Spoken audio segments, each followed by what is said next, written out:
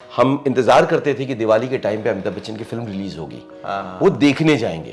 Craze होता आज अमिताभ बच्चन हर वक्त हर जगह दिखता है। हाँ। वो आपको एड में भी दिखेगा, टीवी में भी दिखेगा, यहाँ भी दिखेगा। वो उनको देखने का क्रेज नहीं रहेगा। आपने टीवी किया, फिल्म किया, वेब सीरीज किया और बड़े बड़े प्रोडक्शन हाउस के साथ, बड़े बड़े कॉर्पोरेट के साथ काम किया, लेकिन आप इंडिपेंडेंट सिनेमा को भी बहुत बढ़ावा देते हैं। उसके पीछे भी खास वजह, जिस हीरो की पिक्चर देख के निकले वैसी हो जाती है। बस आपको एक्टिंग से कोई लेना देना नहीं है। फिर आप एक टिकट कटवा के आ जाते थे बम्बई शहर, और फिर आपको समझ नहीं आता था कि कहाँ जाए, क्या करें। राइट। आपको बोलेंगे कि थोड़ा फास्ट रिएक्शन दो, आपने किया या आपने ओह या किया या आपने ओहो क्या बात है, ये फिल्म में पॉसिबल है। एड फिल्म में आपका उतना ही लगेगा। बाल उस तरह से कटवाए, मैंने वो टैन किया अपने आप को, वहाँ मैं वहीं रहा, मैंने वही कपड़े पहन के मैंने वो किया, मैं नहाया नहीं 11 दिन। आपने सुना भी होगा, कई बार इंटरव्यू में पूछा था, भाई हम आपको क्यों लें, जी आपको किस लिए लिया जाए। जी। तो ऐसा क्या है इंडस्ट्री में जब उनको लगता है कि उनको अब जॉय को लेना चाहिए? जब आप एक्टिंग करते हैं खासतौर से सिनेमा वर्ल्ड में, जी, तो बहुत सारे कलाकारों के साथ आप काम करते हैं जी। ऐसे में कोई ऐसा एक्टर जिसको देख के आपने भी कुछ सीखा हो, समझा हो और लगा हो कि यार वाकई मजा आ गया इसको देख के? सॉरी, मैं तुझसे माफी मांगना चाहती हूँ। माफी? तुम क्या समझती हो मैं कोई कीड़े मारने वाला स्प्रे नजर आता हूँ? नहीं राज, नहीं। Do you want to join films? Don't know how? Watch and subscribe now. Join Films YouTube channel for thousands of free video lessons on how to join films. Hello friends, welcome to Filmy Funde, joinfilms.com। मैं हूं आपका अपना वीरेंद्र राठौर और आप देख रहे हैं बॉलीवुड का Google, join films YouTube channel. आज एंटरटेनमेंट के लिए अलग अलग मीडियम है, बहुत सारे मीडियम हैं। आप बहुत सारे कलाकारों को देख रहे हैं काम करते हुए, एंटरटेन भी हो रहे हैं और अब आपने अपने अपने तरीके भी निकाल लिए हैं। मतलब टीवी भी है, मोबाइल भी है, सिनेमा भी है, सब कुछ है। लेकिन इसकी शुरुआत ऐसी नहीं थी। शुरुआत में बहुत कम चांसेस थे, बहुत कम अपॉर्चुनिटी थी, लेकिन तब भी कुछ ऐसे कलाकार थे, कुछ ऐसे लोग थे जिन्होंने उसी शिद्दत के साथ काम किया था क्योंकि उनको अपने परफॉर्मिंग आर्ट से प्यार था। मेरे साथ एक ऐसे ही कलाकार हैं, Joy Singh Gupta. Welcome to join. नमस्कार जॉय। मैंने जो कहा कि आपको अपने जो हुनर है या जो परफॉर्मिंग आर्ट है उससे प्यार होना बहुत जरूरी होता है। तो शुरुआत में वाकई जब आपने शुरुआत की तब इतने मौके नहीं थे? हाँ, मौके तो नहीं थे क्योंकि पहले जो था वो जो हिंदी सिनेमा जो कहलाता था वो काफ़ी बड़ा था और वहाँ उसका ख्वाब हर कोई देख नहीं पाता था। और टेलीविज़न बहुत छोटा था, सिर्फ दूरदर्शन पे कुछ काम होता था। एक हफ्ते में आपके मतलब चंद सीरियल्स होते थे जो रात को दिखाए जाते थे, बाकी वो थिएटर में लोग मशगूल रहते थे। तो जो रेवेन्यू, जो पैसा अर्जन करने का है, वो बड़ा कम था। तो आप एक्टर इसलिए बनते थे क्योंकि आपको मोहब्बत है, आपको जज्बा है। जो जज्बा और मोहब्बत के कारण हम एक्टिंग के स्पेस में आते थे। और शायद आप ऑफिस में काम करते हो, थिएटर करते हो, शायद आप ऑफिस में काम करते हो, थिएटर करते हो, कभी मौका मिला तो कोई एक सीरियल में चांस मिल गया तो आपने वो सीरियल कर लिया। उस सीरियल में किसी ने आपको अच्छे देख लिया और किसी को अच्छा लगा, आपको फिल्म में कोई कैरेक्टर रोल मिल गया तो आपने उसमें कर लिया।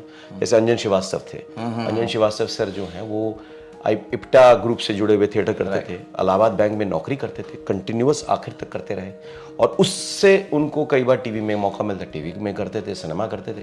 तो वो ये चारों मेंटेन करके चलते रहे 80 के दशक से। तो ये था। 90 के दशक में जाके टीवी थोड़ा और खुला और वो दूरदर्शन से सैटेलाइट चैनल्स खुले तो सीरियल्स और बड़े और लोगों को मौका मिला एंकरिंग, होस्टिंग और फला फला डिमका करने का। उसके बाद जाके डेली सोप का दौर शुरू हुआ जिसमें बहुत सारे लोग चाहिए कि दिन भर डेली सोप चल रहा है। अब जाके वेब जुड़ गया है।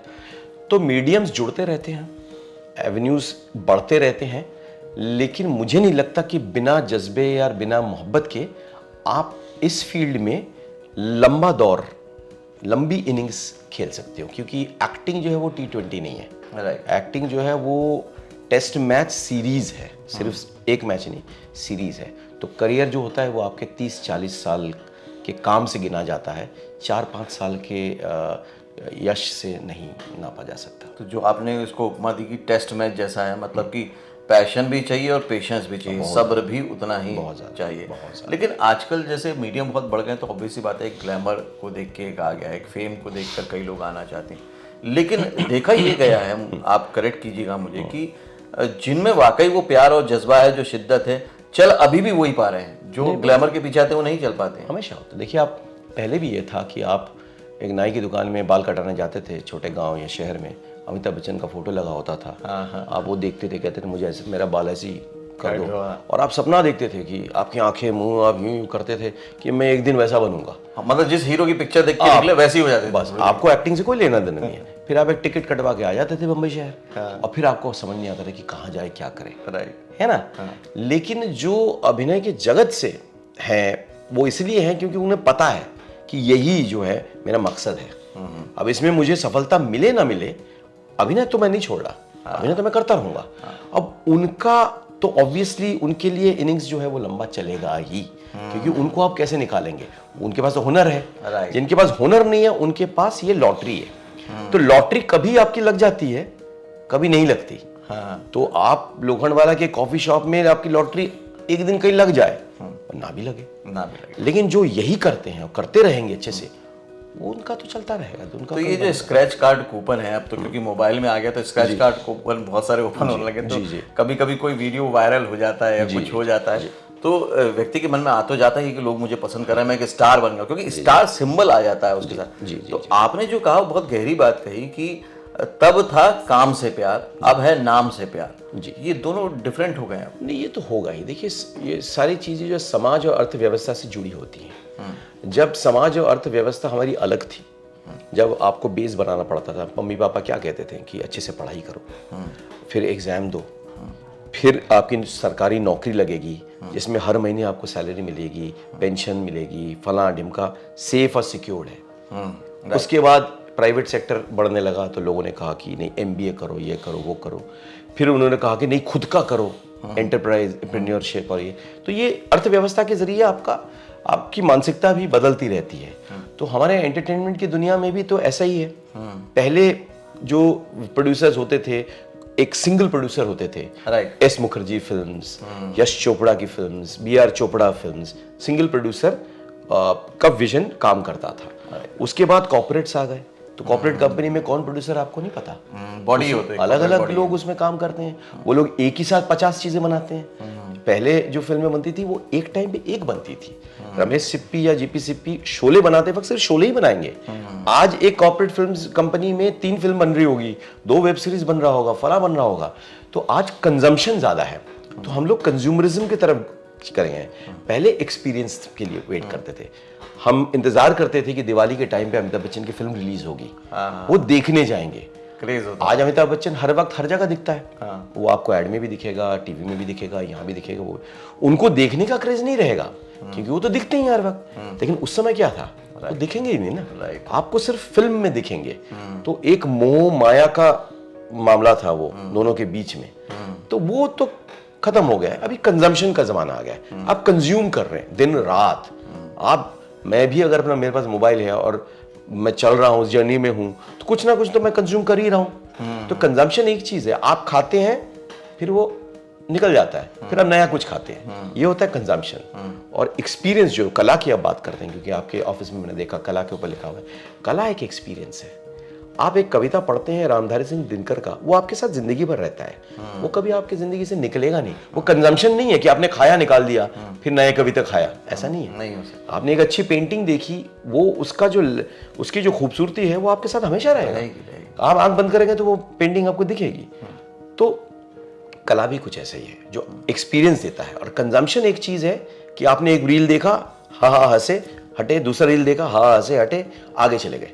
तो ये क्षण भर की जो चीजें हैं वो आती जाती हैं। लेकिन ऐसा नहीं लगता जॉय जी, क्योंकि आप इतने अनुभवी हैं, एक्सपीरियंस, इसलिए आपसे ये बात कर रहा हूँ कि अगर मान लीजिए आपको पॉपुलैरिटी मिल रही है, अगर पॉपुलैरिटी जैसे पहले आपने मेहनत की फिर पॉपुलैरिटी मिली, अभी यहाँ पे पॉपुलैरिटी पहले मिल गई, जी जी जी, अगर पॉपुलैरिटी के साथ फिर हार्डवर्क जोड़ दिया तो शायद इसका इस्तेमाल सही हो सकता है। 100%। देखिए, एक जमाना था जब ये एक अपॉर्चुनिटी की भी बात है कि एक सिंगर है, वो उसे ब्रेक चाहिए, लेकिन उसे ब्रेक नहीं मिल रहा है क्योंकि फिल्म का जो कंपोजर है उससे मिल नहीं पा रहा है वो, या पा रही है, या वो मिलने के बाद भी उन कंपोजर के पास ऑलरेडी स्टार सिंगर्स हैं, वो नए किसी को ब्रेक नहीं देंगे। तो वो सिंगर कहाँ जाए? पहले म्यूजिक कंपनीज होती थी, तो म्यूजिक कंपनीज कुछ प्राइवेट एल्बम्स रिलीज करती थी, वो अब 20 लोग आते थे, उनमें से 4-5 को मौका मिलता था। तो बहुत सारे प्रतिभाशाली सिंगर्स थे जिनको मौका नहीं मिलता था। आज वो अपने घर में बैठे, माइक्रोफोन लगाए, कैमरा लगाए, वो लाइव एक क्लासिकल बंदिश हो या कोई पॉपुलर वो हो, उसको गाए और फिर उसको छोड़ दे तो वो पूरे दुनिया में, सिर्फ अपने देश या अपने समाज में नहीं, पूरी दुनिया में लोग उसको अप्रिशिएट करते हैं। मैं टर्की के किसी सिंगर को सुन सकता हूँ, मैं रशिया के किसी सिंगर को सुन सकता हूँ, तो मैं भले उन्हें जानूं ना जानूं, मैं उसे अप्रिशिएट कर रहा हूँ, उसको अप्रिसिएशन तो मिल रहा है। अब ये भी हो सकता है कि कितने लोग फॉलो कर रहे हैं उसको, उसके हिसाब से कुछ उसका रेवेन्यू मॉडल भी बन जाए, तो मौका तो तैयार हो रहा है उसका। अब उससे ये भी है कि कोई उसको एक कॉन्सर्ट के लिए बुला ले कि कहीं भाई हमारे यहाँ फंक्शन है और हम स्टार सिंगर्स को अफोर्ड नहीं कर सकते हैं, लेकिन आप अच्छी गाती हैं, आप पॉपुलर हैं, आप हमें दीजिए, हमें आप इतना मेहनताना देंगे, तो उनका तो एक तरह से करियर चल पड़ेगा। लेकिन वो अच्छे सिंगर होना चाहिए। ऐसा नहीं कि मैंने किसी और के गाने को लिपसिंग कर दिया, वो मेरा हुनर नहीं है, वो किसी और का हुनर है। किसी और का कोई अच्छा डांसर अपना ओरिजिनल डांस कॉम्पोजिशन करके वो प्रस्तुत करता है, तो उसकी पहचान तो उसकी पहचान बनती है। मैं किसी बॉलीवुड डांसर को देख के उसके स्टेप्स को थोड़ा बहुत करता हूँ, तो वो तो मैं किसी और का वो कर रहा हूँ, वो मेरे अपनी हुनर नहीं है। 30 सेकंड में मैं अपना हुनर नहीं दिखा सकता, अगर है तो दिखेगा, अगर नहीं है तो मैं नकल करूंगा। तो ये जो ओरिजिनलिटी और कॉपी पेस्ट है, उसमें भी तो एक फर्क है ना। तो ओरिजिनल जो है वो अगर अच्छा है तो वो जरूर उसको उसका रास्ता खुलेगा, किसी भी मीडियम में हो, चाहे ये छोटी मीडियम हो, चाहे मीडियम हो या बड़ी मीडियम हो, खुलेगा। लेकिन जो कॉपी पेस्ट करते हैं वो, मैंने जैसे कहा ना, वो लॉटरी है, कभी लग जाए कभी ना आए। अब लॉटरी पे भरोसा करके तो लोग अपनी इकोनॉमी नहीं तैयार कर सकते ना, कि कभी जिस दिन खुल जाए लॉटरी लग जाएगी उस दिन घर खरीदूंगा। आपको घर के लिए सेविंग्स करना पड़ेगा, उसके लिए काम करना पड़ेगा, तो ये सारी चीजें हैं। आपने टीवी किया, फिल्म किया, वेब सीरीज किया और बड़े बड़े प्रोडक्शन हाउस के साथ, बड़े बड़े कॉर्पोरेट के साथ काम किया, लेकिन आप इंडिपेंडेंट सिनेमा को भी बहुत बढ़ावा देते हैं, उसके पीछे कोई खास वजह?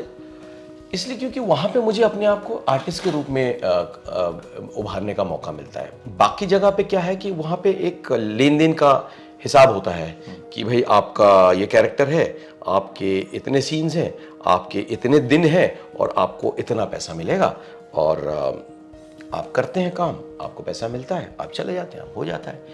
इंडिपेंडेंट फिल्म में क्या होता है कि जो डायरेक्टर है वो बड़ी कठिनाई से अपनी कुछ निजी बात कहने की कोशिश करता है। वो बाजार की बात नहीं कर रहा है, वो निजी बात कर रहा है। बाजार की बात होगा तो बाजार के लिए फिल्म बनाई जाएगी, जो हिट फिल्म बोलते हैं हम, कि 100 करोड़ कमाना है, 200 300, ये होता है।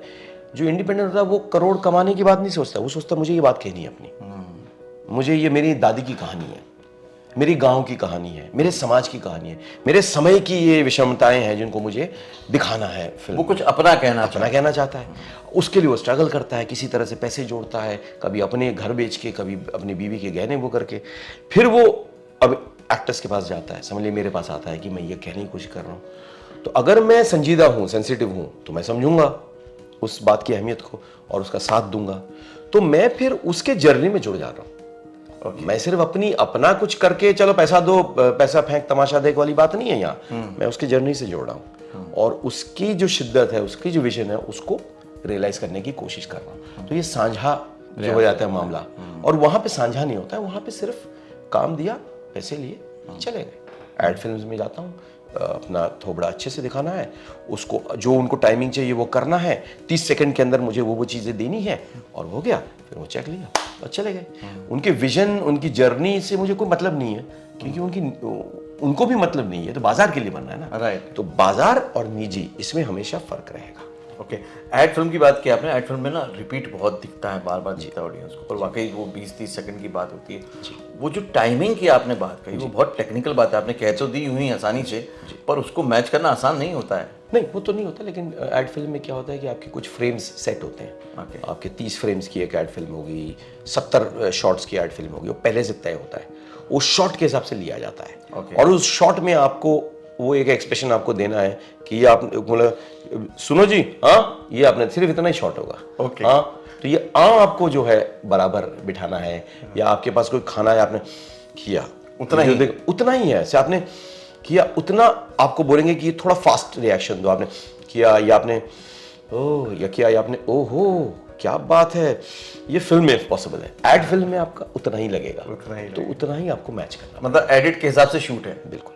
ओके, ग्रेट, क्योंकि सेकंड्स की वैल्यू है वहाँ पे। तो अब जब आप इतना सारा काम कर चुके हैं और अलग अलग रोल कर चुके हैं, आपको जब एक कैरेक्टर के तौर पे, एक्टर के तौर पे कुछ मिलता है, तो अब प्रिपरेशन की जरूरत पड़ती है, कुछ इन्वॉल्वमेंट की जरूरत पड़ती है, या ये हो जाता है? नहीं, पक्की बात है, प्रिपरेशन की तो बहुत ज़रूरत पड़ती है, क्योंकि आप डिपेंड करता है आपको क्या मिल रहा है। बहुत सारी चीज़ें हैं जो आप अपनी शख्सियत से निकाल सकते हैं, क्योंकि हर एक के अंदर बहुत सारे चरित्र होते हैं, कैरेक्टर्स होते हैं।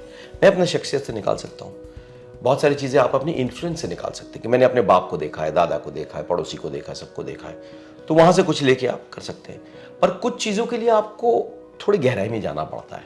अब समझ लीजिए मैं एक ट्राइबल कैरेक्टर कर रहा था अभी कुछ दिनों पहले, झारखंड में उसकी शूटिंग थी। अब वो समाज से तो मैं नहीं हूँ, चंडाल का पार्ट है, उस समाज से मैं नहीं हूँ। पहले तो मुझे वो समाज को समझना पड़ेगा, थोड़ी बहुत पढ़ाई लिखाई करनी पड़ेगी, और फिर वहाँ जाना पड़ेगा, वहाँ रहना पड़ेगा, उस चीज़ का वो जो उसकी जो बू है वो आत्मसात करनी होगी। और फिर मैं वहाँ पे जाके मैं रहा, मैंने वेट लूज़ किया उसके लिए, बाल उस तरह से कटवाए, मैंने वो टैन किया अपने आप को, वहाँ मैं वहीं रहा, मैंने वही कपड़े पहन के मैंने वो किया, मैं नहाया नहीं 11 दिन, उसी कपड़े में मैं रहा, उसी माहौल में उस तरीके में रहा। तो क्या हुआ कि जब आप अभिनय कर रहे हैं तो उस तरह से अभिनय नहीं होता है, कहीं ना कहीं आप उसको जीने की कोशिश करते हैं, वैसे हो तो वो एक चीज़ है। लेकिन वो हर वक्त वो नहीं होता है। कई बार आपको एक कैरेक्टर मिलेगा जिसको आपको इमेजिन करना पड़ेगा, वो है नहीं, आप देखा भी नहीं, बिल्कुल नहीं। आपको एक जो माइथोलॉजी होगी तो आपको इमेजिन करना पड़ेगा। किसी ने नहीं देखा इन चरित्रों को, हमने सिर्फ इमेजिन करके उनको बनाया है। राइट, तो ऐसे बहुत चरित्र होते हैं जो उसको आपको इमेजिन करना पड़ता है। आप पेपर में पढ़ते हैं ये, फिर आप इमेजिन करते हैं कि ऐसा होगा, ऐसे बोलेगा, ऐसे करेगा, ऐसे चलेगा, फिर आप उसको करते हैं। डायरेक्टर बोलता है ये अच्छा है लेकिन ये मत रखो, वो रखो, ये नहीं वो करो, थोड़ा ये हो सकता है, ऊपर जा सकता है, थोड़ा लय नीचे हो सकता है, ग्राफ ये वो, तो आप टेक्निकली उसको थोड़ा बहुत एडजस्ट करते हैं, लेकिन आपके अपने अंदर की शख्सियत से वो, आपके इमेजिनेशन से वो निकलता है। तो ये फर्क है, एक जहां आपको थोड़ा जीना पड़ता है और एक जहां आप तैयार करते हैं और परोसते हैं। नॉर्मली ये पूछा जाता है जब भी कोई नए व्यक्ति को लिया जाता है, यार आपने सुना भी होगा, कई बार इंटरव्यू में पूछा जाता है भाई हम आपको क्यों लें, जी, आपको किस लिए लिया जाए जी। तो ऐसा क्या है इंडस्ट्री में जब उनको लगता है कि उनको अब जॉय को लेना चाहिए? 3 चीजें। एक तो मेरी समझ, क्योंकि अभिनय कला एक चीज है और आप क्या कर रहे हैं, क्यों कर रहे हैं, कैसे कर रहे हैं, उसकी एक समझ होना बहुत जरूरी है। तो मेरी एक समझ है, वो पढ़ी लिखी समझ नहीं है, वो एक्सपीरियंस वाली समझ है। मेरी एक इंटेलिजेंस है जिसमें मैं कोई सब्जेक्ट को पढ़ के, कुछ चीज़ों को पढ़ के उसमें से उसके मीनिंग को तुरंत निकाल सकता हूँ या उसको बेहतर कर सकता हूँ। मेरी ये समझ है कि अगर इसमें मुझे लग रहा है कि ये चीज़ें बहुत बार कही जा चुकी है तो इसको क्यों ना अलग कहें, या इस चीज़ में आप जो कहना चाह रहे हो वो निकल नहीं रहा है, ओके, या ये जो चरित्र जिस तबके से आता है वो ऐसे बात नहीं करेगा, ये वो नहीं करेगा, तो मैं उसको ऐड कर सकता हूँ। मैं अपनी बहुत सारी चीज़ें से उसको उभार सकता हूँ। और तीसरी चीज़ है, चूंकि मैं सिनेमा एंड मीडियम्स को समझता हूँ तो मेरा कोऑपरेशन ज़्यादा होता है। लोगों का क्या होता है कि वो नहीं समझते, वो क्यों नहीं कर रहे हैं, ऐसा क्यों नहीं है, मेरे को नहीं करना, ये वो टेंट्रम्स होते हैं। मैं उस मीडियम को समझता हूँ तो मैं ज़्यादा कोऑपरेटिव रहता हूँ। उस शॉट, उस सीन या उस फिल्म को तैयारी में जो मशक्कत लगती है कैमरे के पीछे वालों की, उस मशक्कत को मैं समझता हूँ। ओके, तो उसके साथ मैं जुड़ सकता हूँ और मैं अपना योगदान दे सकता हूँ। तो ये जो है ना, ये समझ और आपका इंटेलिजेंस और आपकी अंडरस्टैंडिंग ऑफ मीडियम और इसलिए आपका कोऑपरेशन, तो ये कुछ एडेड चीजें होती हैं। बाकी परफॉर्मर तो हर परफॉर्मर अलग होता है। राइट, एक ही कैरेक्टर को आप एक तरह से करेंगे, मैं एक तरह से करूंगा, वो कभी भी एक जैसा नहीं होगा। आपको लिया जाएगा क्योंकि आप क्या दे सकते हैं, मुझे लिया जाएगा क्योंकि मैं क्या दे सकता हूँ। वो तो डायरेक्टर का चॉइस होगा कि मुझे इस चरित्र में इरफान दिख रहा है, वो ऐसे निभा करेगा। कोई कहेगा नहीं मुझे इसमें नवाज दिख रहा है, नवाज उसको ऐसे करेगा, मुझे वो चाहिए। कोई कहेगा नहीं मैं इसको राजकुमार को लूंगा क्योंकि वो ऐसे करेगा। क्योंकि हर तीनों अपने अपने पर्सनालिटी को लेके आएंगे, वो कभी एक नहीं हो सकता है। राइट, कहते हैं कि कोई भी सक्सेस विदाउट स्ट्रगल नहीं आती है, लेकिन जब सक्सेस आती है तब लोग स्ट्रगल को देखना चाहते हैं कि इसने कैसे स्ट्रगल किया होगा। लेकिन जब एक्चुअली आप स्ट्रगल कर रहे होते हैं तब आपकी सक्सेस की परिभाषा ना तो कोई सुनना चाहता है ना कोई देखना चाहता है। जब आप स्ट्रगल कर रहे थे, संघर्ष कर रहे थे इस इंडस्ट्री में आने का, तो सक्सेस क्लियर थी आप? मैं एक्चुअली अभिनय या कला के दुनिया को स्ट्रगल नहीं मानता हूँ, इसलिए क्योंकि मैं इसको एक प्रिविलेज मानता हूँ। ओके, ये मेरा ये कहना है कि लोग जो है, जो किसान है वो स्ट्रगल करता है, जो मजदूर है वो स्ट्रगल करता है, जो दिहाड़ी मजदूर है वो बहुत स्ट्रगल करता है, वो जो पिछड़ा वर्ग है वो बहुत स्ट्रगल करता है ज़िंदगी में ऊपर आने के लिए, वो उसको स्ट्रगल कहते हैं। ज़िंदगी में सिर्फ सर्वाइव करने का स्ट्रगल है। एक कलाकार कला को कला की चयन करता है, वो चयन करता है कि मैं ये करूंगा, वो नहीं। तो ये जो जब आप चयन करने की क्षमता रखते हैं तो वो प्रिविलेज हो जाता है। राइट। वरना तो आप कुछ भी कर सकते थे, लेकिन आपने कहा मैं यही करूंगा। तो अब आपको उसके लिए जो जो करना है, बलिदान कहें जो कहें, वो तो करना पड़ेगा।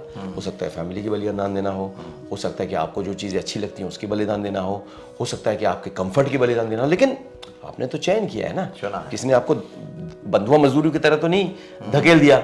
बंधुआ मजदूर स्ट्रगल करता है, क्योंकि वो मजदूरी करता है लेकिन उसको पैसे नहीं मिलते हैं, उसको जिंदगी भर उसका बच्चा भी वही करेगा। एक्टर कोई आर्टिस्ट कोई बंधुआ मजदूर तो है नहीं, वो चयन करता है। जब आप चयन करते हैं तो आपका दायित्व होता है कि जो आप करने वाले हैं उसमें आप कितना सीख रहे हैं, कितना जान रहे हैं, कितनी आपकी बढ़ रही है समझ, आपका हुनर, टेक्निक, ये सारी चीज़ें कितना बिल्ड हो रहा है, आपका बेस कितना स्ट्रांग हो रहा है। जब वो हो जाएगा स्ट्रांग और वो तब आप जब बाहर जाएंगे तो ये तय है कि आपके पास अगर टैलेंट है, आपके पास अगर टेक्निक है, आपके पास अगर क्षमता है, हार्ड वर्क और पेशेंस की, तो वो दिखेगा ही दिखेगा। आज नहीं तो कल, कल नहीं तो परसों, और एक बार दिखेगा तो वो काम बराबर चलता रहेगा। एटीट्यूड अगर सही हो तो आप एटीट्यूड से सही रखेंगे तो काम आपका चलता रहेगा, कभी नहीं रुकेगा। काम के जो ग्राफ है ऊपर नीचे हो सकता है, क्योंकि ये फील्ड ही वैसा है। ये वो फील्ड है जहां पैसेंजर ज्यादा है और कंपार्टमेंट कम है। वो तो रहेगा ही ना, वो चयन तो होगा, हर साल नए लोग आएंगे तो आपको बेस्ट बनना पड़ेगा। आपकी उम्र भी बढ़ती जाएगी तो आपके किरदार भी कम होते जाएंगे। ये तो है ही है।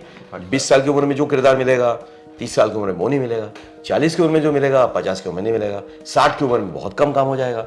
ये सब चीज़ें तो आपको सोच समझना पड़ेगा। वो तो रिटायरमेंट बाकी नौकरी में होती है। तो इन सब चीज़ों की अगर आपकी समझ हो तो स्ट्रगल कम होगा, बल्कि एंजॉयमेंट ज़्यादा होगा। आप एंजॉय करेंगे उस स्ट्रगल को भी। अभी कौन कौन से आने वाले प्रोजेक्ट हैं आपके? 3 फीचर फिल्म्स हैं जो मैंने कंप्लीट किया है। एक मर्डर मिस्ट्री है जो कि सच्ची घटना पे है, केरला में हुई थी, उस पर बेस्ड है। एक इम्पॉर्टेंट फिल्म है जो महात्मा ज्योतिबा फुले, जो दलित आइकॉन है, जिनकी वजह से अम्बेडकर बने, उनकी बायोपिक है, जो होपफुली एक इंटरनेशनल प्रोजेक्ट की तरह निकलेगा। फिर एक हॉरर कॉमेडी है, जो है तो हॉरर जॉनर का, लेकिन जो कॉमेडी, वो स्त्री नुमा वो कॉमेडी है। ये 3 हिंदी में कंप्लीट किया है। 2 बंगाली फीचर फिल्म है, एक थ्रिलर है, बहुत इंटरेस्टिंग थ्रिलर है, एक जो है वो आर्ट हाउस फिल्म कह सकते हैं, कलात्मक फिल्म जो ग्लोबल स्पेस के लिए है। वो 2 हैं, वो कंप्लीट हो चुकी हैं। एक सोनी लिव के लिए web series long form stories का सीरीज़ शुरू हो रहा है आजकल, जहाँ पे वो हर हफ्ते 2 एपिसोड्स वो ड्रॉप करेंगे। तो ये जैसे टीवी है, वो टीवी नहीं है, और जो वेब में 10 होते हैं वो भी नहीं है, उसके बीचों बीच कुछ है वो। तो वो शुरू होने वाला है इसी महीने से, वो लंबा वो है। आगे एक हिंदी फिल्म है, 2 और बंगाली फिल्म है, और उसके अलावा नाटकों की शोज़ मेरे चल रहे हैं, जो मैं 2-3 नाटक मेरा कंटिन्यूस चलते हैं। मैं अभी दुबई से शो करके आया हूँ, अगले साल लंदन में शोज़ है उसके। इंडिया में तो चलते रहते हैं टूर्स, तो मामला ठीक ठाक है। कहीं ना कहीं एक्टर की अपनी एक सेल्फ जर्नी होती है, कुछ चीज़ें नहीं होती, लेकिन जब आप एक्टिंग करते हैं खासतौर से सिनेमा वर्ल्ड में, तो बहुत सारे कलाकारों के साथ आप काम करते हैं। ऐसे में कोई ऐसा एक्टर जिसको देख के आपने भी कुछ सीखा हो, समझा हो और लगा हो कि यार वाकई मज़ा आ गया इसको देख के? नहीं, मैं तो एकलव्य की तरह हूँ। मेरे तो सारे गुरु, मैंने जिनको देख के बहुत कुछ सीखा है। मेरे एक इंस्पिरेशन रहे हैं, जो आज के एक्टर्स नहीं जानते, उनको नहीं मानते। उनका नाम है बलराज साहनी। बलराज साहनी जी मेरे इंस्पिरेशन इसलिए रहे क्योंकि उनकी पूरी शख्सियत मुझे इंस्पायर करती थी। वो विद्वान थे, वो प्रोफेसर थे, वो इंडियन पीपल थिएटर में नाटक करते थे, उसके निर्देशक थे, एक्टर थे। वो मजदूरों और किसानों के लिए नाटक करते थे। वो सड़क पे झाड़ू भी लगाते थे, 3rd क्लास ट्रेन में ट्रैवल करते थे ग्रुप के साथ करने के लिए। वो काबुलीवाला जैसी कैरेक्टर भी करते थे। वो 2 बीघा जमीन जैसी फिल्म में हिस्सा लेते थे। वो वक्त जैसी कमर्शियल फिल्म भी करते थे। इतनी सारी चीजें करते थे जिसमें उनकी विद्या, उनकी संजीदगी, उनकी इंसानियत और उनकी अभिनय कला, ये सारी चीजें जो हैं एक साथ थी। तो वो कहीं पे कमर्शियल मतलब अलग नहीं, कहीं पे कलात्मक मतलब अलग नहीं, कहीं सामाजिक मतलब अलग नहीं, वो एक ही जैसे। तो मुझे वो पर्सनैलिटी बहुत इंस्पायर करता है। मैं दिलीप कुमार से बहुत इंस्पायर्ड था, क्योंकि पहली बार उन्होंने नेचुरलिस्टिक अभिनय जिसे कहते हैं कि कितनी बारीकियों से आप उसको और नेचुरल कर सकते हैं, रियलिस्टिक कर सकते हैं। उन्होंने पहली बार वो एक्सपेरिमेंट करना शुरू किया मेन स्ट्रीम सिनेमा के हीरो के किरदार में। कैरेक्टर एक्टर में फिर भी थे एक दो जो जिनको देख के आप कहते थे अरे बहुत रियल है, वो थिएटर की दुनिया से आते थे। लेकिन मेन स्ट्रीम हीरो के दुनिया में ज़्यादातर स्टाइलाइज होते थे, सारे हीरोज़ को स्टाइलाइज ही करना पड़ता था। तो दिलीप कुमार ने उसको एकदम तोड़ तोड़ के, जिसे कहते हैं कि मुगले आजम मिथिकल है जिसमें एपिक है, उसको भी नेचुरल करते थे वो। और देवदास जो है वो साहित्य से निकली हुई सेंटिमेंटल है, उसको भी नेचुरल करते थे। तो उनमें वो काबिलियत थी। फिर हमारा पूरा मैं देवानंद से बहुत प्रभावित था क्योंकि उनकी फिल्में बड़ी मनोरंजक होती थी। मुझे उनका जो वो स्टाइल है, वो उनके गाने जो आते थे, वो जो जिस तरह से बनाई जाते थे वो फिल्में, वो बहुत मुझे मज़ा आता था देखने में। मैं बहुत इंस्पायर था उनसे। फिर मेरा दौर अमिताभ बच्चन का दौर था। तो वो अचानक वो स्क्रीन पे ऐसा गुस्सा, ऐसा इंटेंसिटी मैंने पहले कभी देखी नहीं थी जो वो लेके आए थे। जंजीर, दीवार, काला पत्थर वगैरह से तो मैं बहुत प्रभावित था। फिर अचानक उदय हुआ नसीरुद्दीन शाह, ओमपुरी, पंकज कपूर, इनका उदय हुआ और वो पैरेलल सिनेमा का उदय हुआ। तो वो दौर अमिताभ बच्चन के साथ साथ पैरेलल सिनेमा आया तो मैं बहुत चक्का हो गया। बहुत बड़ा डिफरेंस है। हाँ, एक तरफ आप कमर्शियली हीरो 12 मंजिल से कूद रहा है, सीधा उतर रहा है, उसको कुछ नहीं हो रहा है कूद के, और वो 12 लोगों को पीट रहा है, उसको एक खरोच नहीं आ रही। और दूसरी तरफ आप देख रहे हैं नसीरुद्दीन शाह, ओमपुरी, इनकी मतलब वास्तविक जिंदगी में जो स्ट्रगल है, जो हाँ, वो उस चीज़ों से गुजरते हुए, और उनकी शक्ल पे दिखती थी, उनकी आंखों पे दिखती थी, उनकी आवाज़ में दर्द, वो मतलब आपको पूरा खींच लेते थे वो। तो एक तरफ जब आप प्रभावित होते थे और एक तरफ आप जुड़ते थे और आप एक्सपीरियंस करते थे, ये दोनों चीज़ें समांतर चलती रही ये मेरे स्कूल कॉलेज के दिनों में। तो मैं इन सारी चीज़ों से बहुत प्रभावित हुआ। फिर जब अभिनय की जगत में आया, जब अभिनय करता था, तो उस समय मैं कोई किसी से प्रभावित उस तरह से नहीं होता हूँ, क्योंकि मेरा काम है कि मेरी सोच, मेरी समझ, मेरे टेक्निक से इसको उभारूं। उनका काम है वो करें, और डायरेक्टर का काम है इन दोनों चीज़ों को एक जगह पे, एक प्लेट पे आप परोस सके। तो लेकिन हाँ, किनकी शख्सियत मुझे अच्छी लगती है, जैसे फारूक शेख की शख्सियत मुझे बहुत अच्छी लगती थी जब मैंने उनके साथ काम किया। इतने सहज, इतने ज्ञानी, इतने अच्छे इंसान, इतने अच्छे इंसान मैंने बहुत कम देखा है हमारे फील्ड में। तो मुझे बहुत अच्छा लगता था। कुछ लोग बहुत स्मार्ट हैं, बहुत शार्प हैं, जैसे अनुपम खेर है, उनका दिमाग बहुत शार्प है, बहुत स्मार्ट है, बहुत कुछ उन्होंने नाप तोल लिया है, वो सब जानते थे कैसे क्या, वो उनकी अपनी अलग शख्सियत है। जया बच्चन जी जो हैं वो अपने अंदर को, कोर को ट्रस्ट करते हैं, इंटरनल वो बाहर से ज़्यादा अभिनय नहीं करते हैं, वो अपने अंदर को ज़्यादा ट्रस्ट करते हैं, वो सरेंडर कर देते हैं उस मोमेंट को, और वो वहीं से बातें निकलती हैं, बहुत हल्की हल्की धीरे धीरे बातें निकलती हैं, जो अच्छा लगता है। अमिताभ बच्चन सर का जो बहुत कुछ नपातुला होता है, वो जानते हैं, सारी चीज़ों को तय करके वो करते हैं, और नपातुला एकदम वो चीज़ें निकलती हैं। कुछ लोग होते हैं वो स्पॉन्टेनियस, संजय दत्त वगैरह जो है, वो उनको शायद पता नहीं होता पहले क्या करना है, वो सुनते हैं, बताते हैं, ठीक है, और वो स्पॉन्टेनियसली कुछ दे जाते हैं, और वो उसमें बात बनती है। तो ये तरह तरह के तरीके हैं। Okay, thank you Joy, thank you very much. बहुत अच्छा लगा आपसे बात करके। और आज मुझे ये लगता है आपसे कहना पड़ेगा कि जितने भी अभी तक हमने पॉडकास्ट के इंटरव्यू किए हैं, उसमें से जो डेप्थ वाला है वो आज का वीडियो मुझे लगा बहुत कुछ समझने को और जानने को मिला। पहली बात तो ये कि इसको एक लॉटरी करियर की तरह ना लें, क्योंकि लॉटरी अगर कभी लग गई तो भी दिक्कत है, क्योंकि आप संभाल नहीं पाएंगे, और नहीं लगी तो पछतावे में रह जाएंगे, इसलिए लॉटरी की तरह ना लें। दूसरी बात यह है कि जब आप स्ट्रगल कर रहे हैं उसको स्ट्रगल मत समझिए, क्योंकि मैं बार बार यही कहता हूँ कि इस वर्ड को ब्रांड बनाया गया है, इतना ब्रांड है नहीं। जब आपको चूज करने का अधिकार मिल रहा है, जैसे जॉय ने बताया कि जब आप चॉइस कर रहे हैं इस करियर को, तो फिर स्ट्रगल कहाँ रह गई। फिर तो आपने चॉइस किया है, तो उसमें जो रास्ता है वो आपका अपना चुना हुआ है, उस पर चलना आप ही को पड़ेगा। उसमें उतार चढ़ाव आएंगे, लेकिन चलते रहेंगे, और अगर शिद्दत के साथ सीख के चलेंगे तो वहां तक जरूर पहुंचेंगे जहां तक पहुंचना चाहते हैं। आपने इस वीडियो से क्या सीखा, क्या समझा, मुझे कमेंट करके जरूर बताइएगा। इस वीडियो को सबके साथ शेयर कीजिएगा, ताकि सभी लोग इंडस्ट्री की इस डेप्थ को समझ पाएं, इस इंटेलिजेंस को समझ पाएं, इस अंडरस्टैंडिंग को समझ पाएं। अगले वीडियो में फिर से मिलता हूं, तब तक के लिए देखते रहिए, सीखते रहिए, जमे रहिए। All the very best. Actor बनने का सबसे आसान तरीका अवार्ड विनिंग एक्टिंग गुरु वीरेंद्र राठौर का best seller acting method switch on switch off acting method है। इस कोर्स से सीखकर आप भी कुछ ही दिनों में एक बेहतरीन एक्टर बन सकते हैं, जिसे साबित करते हैं इसके अमेजिंग Amazon और Google के ratings and reviews. Switch on switch off acting method अभी तक का सबसे सरल और प्रभावी मेथड है। जो आपके समय और महंगी फीस दोनों को बचाता है।